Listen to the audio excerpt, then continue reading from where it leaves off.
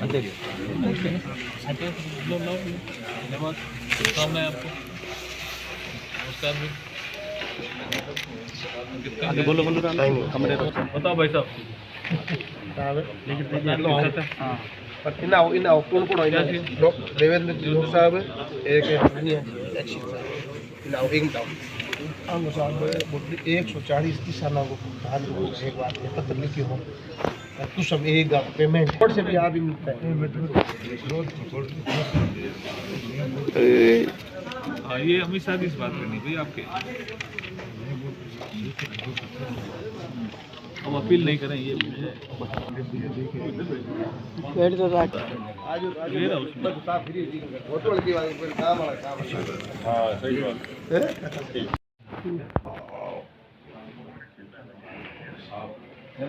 हाँ तो मैं आ रहा हूँ तो लिख देता हूँ बारी है कहीं आधा लाओ और चीज तो मिलेगा। पानी की कीमत बहुत है। अरे अंदर अब आ ही रही हूँ बारह आ रही हूँ यार बैठे अंदर तो अब ज्ञान देव जी आएगा बैठ गए तो प्रेस नगर बारह आ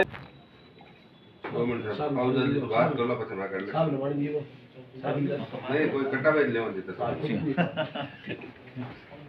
ठीक है भाई साहब। एकदम आनंद है दर्शन करने थे कर दिए। हम संसद में लोकसभा में हमने एक बिजनेस लिस्टेड किया प्रदूषण पे चर्चा का लिस्टेड था।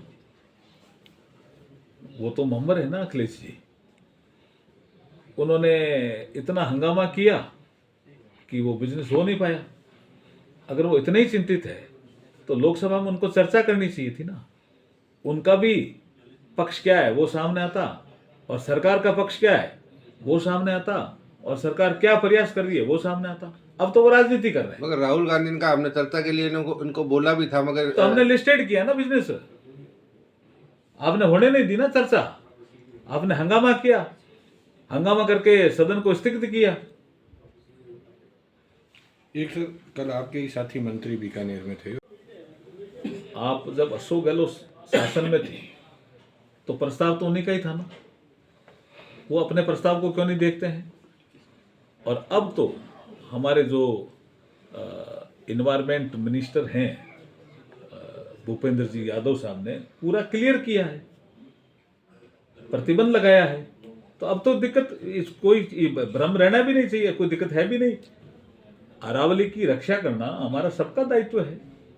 जिस तरह से प्रदर्शन हो रहा है अभी वो भ्रम फैला रहे हैं। वो तो ऐसा है, देखिए अब 2024 में नहीं फैलाया भ्रम कि संविधान खतरे में है, संविधान ये बदल देंगे, रिजर्वेशन खतरे में है। तो ये एजेंडा सेट करने के लिए कांग्रेस कई बार भ्रम फैलाती है, उसी का ये पार्ट है। एक सर अखिलेश का एक बयान है कि एक जो प्रदूषण है वो अब दिल्ली से होके अब यूपी में आ गया है, जिससे एक मैच कैंसिल कर दिया वहाँ पे।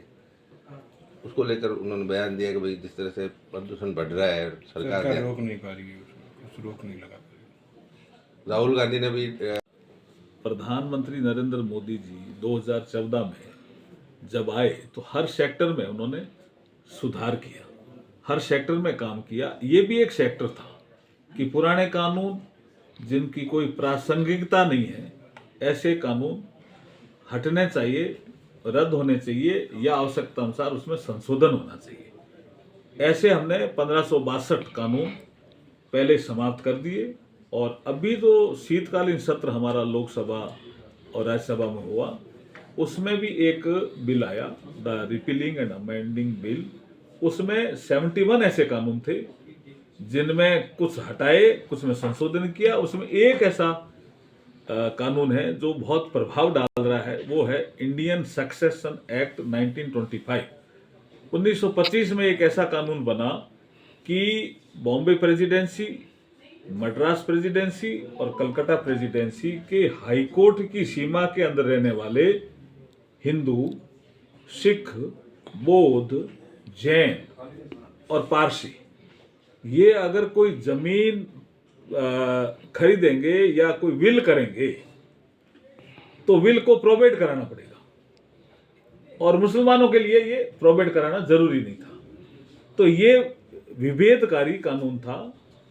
हमारा संविधान लागू होने के बाद हम धर्म और जाति और लिंग के आधार पर भेदभाव नहीं करते हैं, लेकिन ये प्रधानमंत्री नरेंद्र मोदी जी ने सोचा कि ये जो भेदभावपूर्ण कानून है इंडियन सक्सेशन एक्ट 1925, इसको इसको रद्द करना चाहिए। तो हमने इसको रद्द किया। बदलने की क्या जरूरत पड़ी, मतलब उनको बदलने कानून डिमांड थी वहाँ, उन्होंने कहा भाई ये हम कोई विल कराते हैं तो प्रोबेट करानी पड़ती है, और मुस्लिम कराता है विल तो उसको प्रोबेट नहीं करानी पड़ती। तो ये डिमांड आई, और भेदभावपूर्ण था कानून इसलिए बदला। भेदभावपूर्ण कानून था इसलिए बदला क्योंकि संविधान हमारी समानता की बात करता है। तो सोनिया गांधी ने भी कहा में संशोधन होने चाहिए, ऐसी डिमांड फील्ड से आती रही है।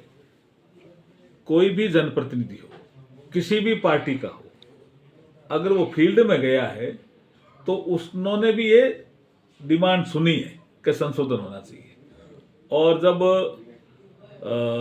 शरद पवार इस देश के कृषि मंत्री थे, तब उन्होंने बोला है कि एग्रीकल्चर के लोग मेरे से मिलने आए, जो एग्रीकल्चर के खेती में लगे हुए लोग थे वो मिलने आए, और उन्होंने कहा